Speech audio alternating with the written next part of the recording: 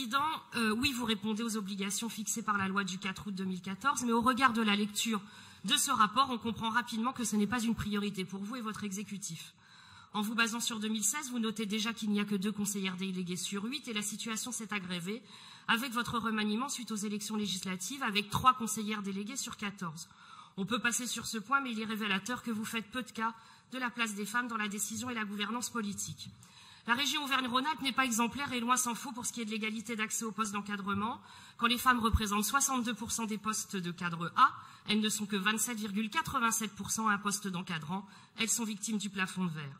La partie de votre rapport sur la situation en matière d'égalité dans les politiques régionales est tellement indigente que je préfère passer.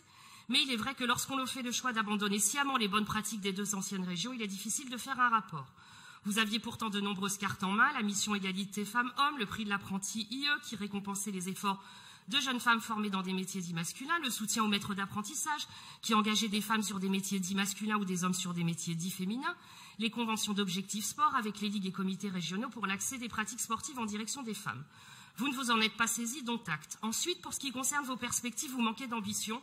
La région Auvergne-Rhône-Alpes pourrait engager un plan de lutte contre les stéréotypes de genre dans sa compétence orientation, éducation, formation, insertion, lutter contre les discriminations et promouvoir l'égalité dans l'emploi par la commande publique via des clauses de marché public, œuvrer pour le transport à la demande dans le cadre de la centrale de mobilité qui permettrait d'améliorer le service en direction de la sûreté des femmes, lancer un grand plan de formation et d'information en direction des agents du siège et des lycées sur la lutte contre le harcèlement et les violences sexuelles et de manière exemplaire instaurer un budget sensible au genre qui permettrait de mesurer et d'analyser qui sont les bénéficiaires des politiques publiques. Enfin, vous pourriez confirmer l'engagement des 2 anciennes régions en signant la Charte européenne pour l'égalité des femmes et des hommes dans la vie locale, comme l'a fait la Nouvelle-Aquitaine. La balle est dans votre camp et les élus socialistes et démocrates se tiennent à votre disposition pour vous permettre de présenter l'année prochaine un bilan plus flatteur.